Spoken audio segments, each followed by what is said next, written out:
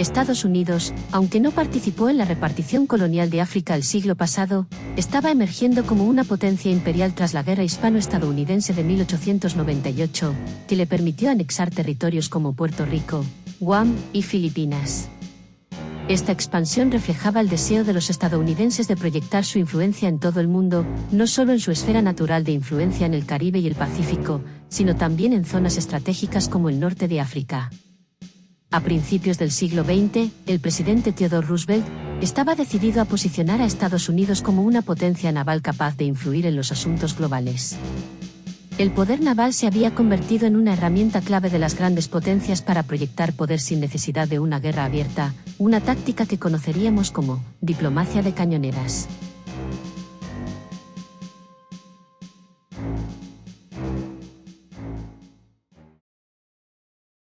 La situación en Marruecos en 1904.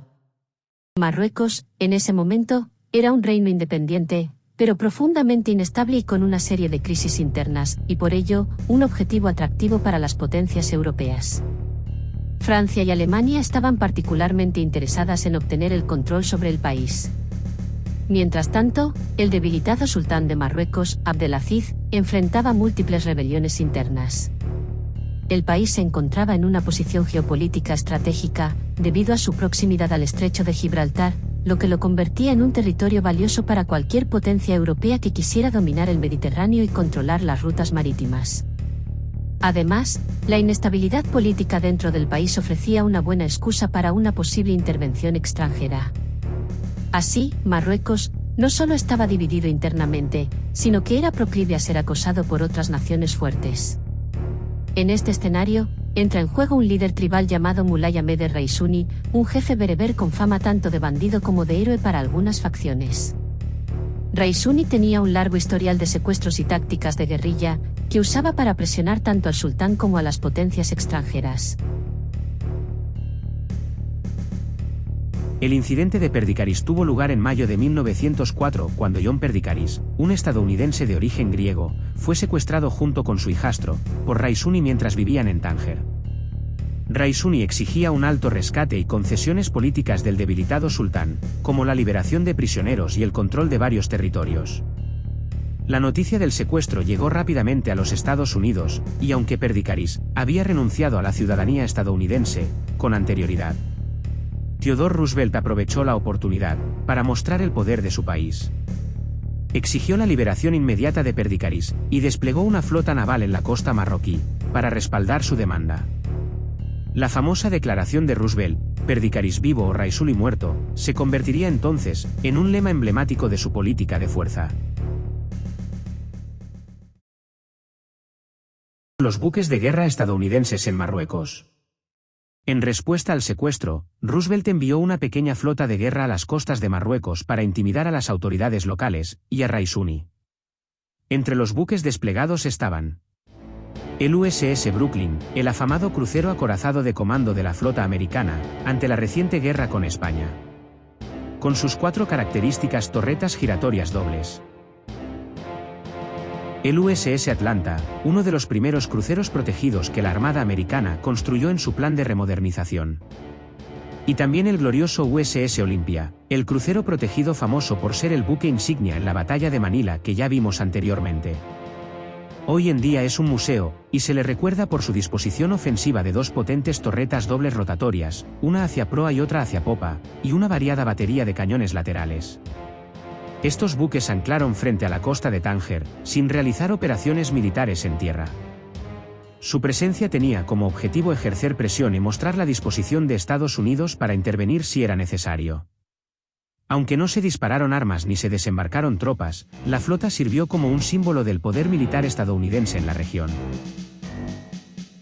Esta demostración sería un adelanto del famoso crucero mundial que Roosevelt ordenó, dando todos sus acorazados, pre-dreadnought, la vuelta al mundo. 4. Reacción diplomática internacional. El secuestro y la intervención estadounidense atrajeron la atención de varias potencias europeas. Sin embargo, aunque Marruecos era un campo de batalla diplomático entre Francia, Alemania y el Reino Unido, estas naciones no intervinieron directamente en el incidente. Francia Tenía sus propios intereses en Marruecos, pero no deseaba escalar la situación en ese momento. Los franceses estaban en el proceso de expandir su control en el norte de África y querían evitar una confrontación directa con Estados Unidos. Gran Bretaña fue la potencia que menos correspondencia tenía con el asunto de Marruecos, a pesar de tener una importante posesión administrativa junto al estrecho de Gibraltar.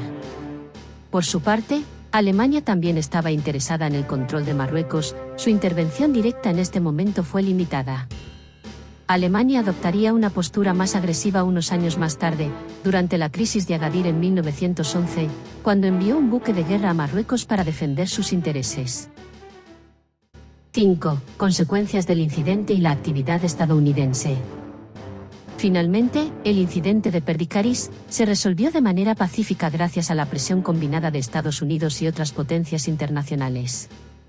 Se logró un acuerdo con Raisuni, que incluía un pago de rescate y varias concesiones por parte del sultán de Marruecos. Perdicaris fue liberado antes de que los marines estadounidenses entraran en un combate. Refuerzo de la imagen de Roosevelt. Para Roosevelt, el despliegue de la flota y la liberación de Perdicaris fueron una victoria política que consolidó su imagen como un líder fuerte e internacionalista.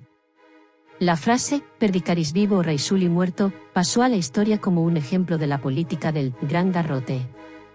Proyección del poder naval estadounidense. El incidente marcó una de las primeras veces que Estados Unidos utilizó su flota naval para proyectar poder fuera de su región tradicional de influencia, mostrando que estaban listos y al nivel de cualquier otra potencia clásica europea. Tensiones en Marruecos. Aunque el incidente no resultó en un conflicto directo con otras potencias, incrementó las tensiones en Marruecos y contribuyó a que el país se convirtiera en un terreno fértil para la competencia colonial, lo que culminaría en la crisis de Agadir unos años después. Conclusión. Entonces, el incidente de Perdicaris y el despliegue naval estadounidense en Marruecos, en 1904 fueron más que un simple rescate, fueron un claro ejemplo de la denominada diplomacia de cañoneras y el surgimiento de Estados Unidos como potencia global. Aunque no hubo una batalla naval directa, la movilización de buques como los cruceros Brooklyn y Olympia marcó el comienzo de una importante presencia estadounidense en la política exterior, donde el poder naval jugó un papel fundamental para influir en la diplomacia internacional. El evento mostró cómo la diplomacia junto al poder militar puede ser una herramienta para alcanzar objetivos geopolíticos e influencia, sin necesidad de recurrir a la guerra, como la de tiempos napoleónicos ya pasados.